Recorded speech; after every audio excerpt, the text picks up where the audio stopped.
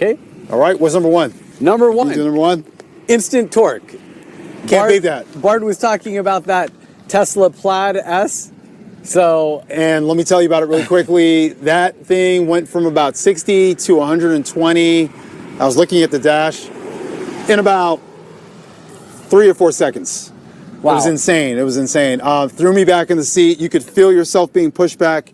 You felt the G-forces. It performance-wise, I think it's unparalleled. I don't think fuel cell can produce that type of instant torque. So for racing applications and for just performance, I think electric or maybe an electric hybrid fuel cell, blah blah blah. I think that would be good for your high power, your Lamborghinis, your Teslas of the future, etc. Yeah. What do you think? Well, everyone likes accelerating off the line, especially when you can recharge at home. So exactly, free fuel. You might be burning your rubber and causing a different environmental issue, but that's true. They have such amazing grip. I don't know why. Yeah. But that I've never really seen an electric car really peel out and lose traction. It's more of an internal combustion car issue. Anyway, let's go to number 2. Great. Number 2, less maintenance. All right, so you have less maintenance. Why do we have less maintenance? Less parts. Less parts. And the electric motor is it's a very simple design. Yep. You really can't go wrong. I mean, I would say that would probably be one of the strongest selling points of an electric car. No more oil changes, guys. No more transmission fluid to worry about. It's all right there. So I would say that's a big selling point. Yep. All right, number 3, you don't have to visit a gas station, but enjoy hanging out in charging lines in areas for about 1.5 hours a day. Well, for people who don't do their math before they buy the car, yes, that's true.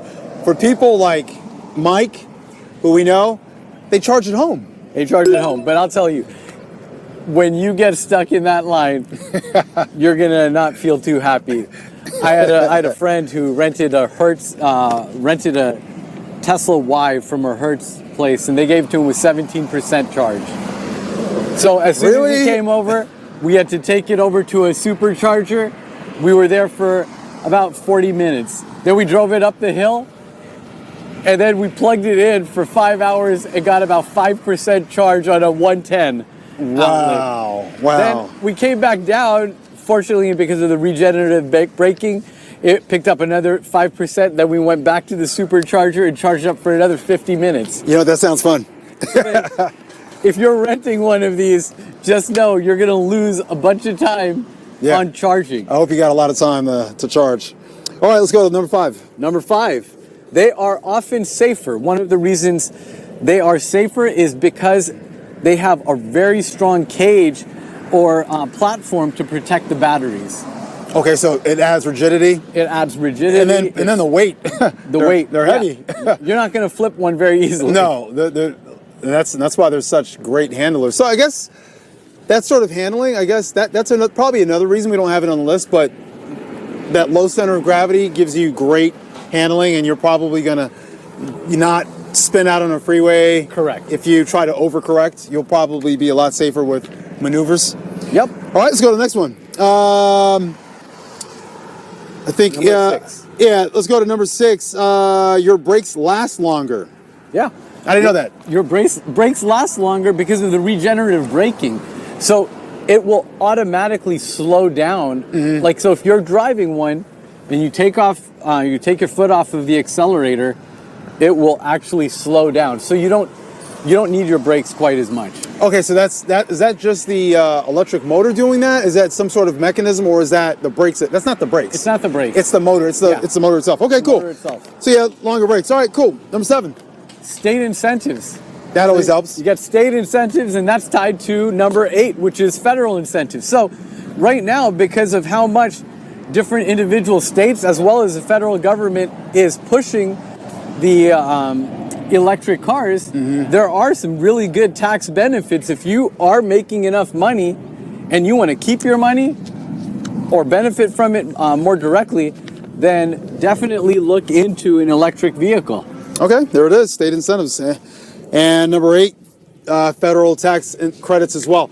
Now I know with federal tax credits, I think if the car manufacturers sold X amount of cars, they no longer get access to those credits. Is that correct? Is that what?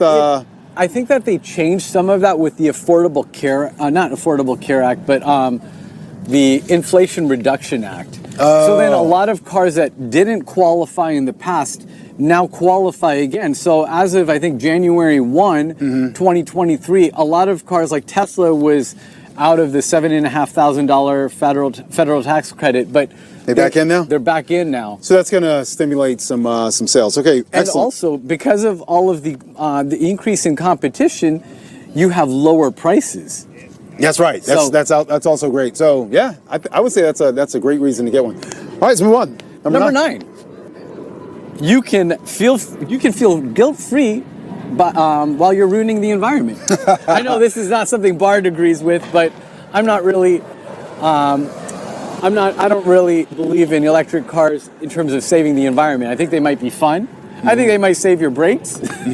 But are they better for the environment? I think it's very debatable. I think it's the lesser of the two evils. Yeah. I definitely think it's the lesser of the two evils. I think that you get to save lives, and that waste can be put somewhere else. All right, let's go to the last one. Last one, number 10. You will get instant environmental street credibility. Yeah. You get lots of pats on the back. Good job for saving the environment. A lot of attaboys. All right, guys, that's been our top 10. We will see you in the next segment.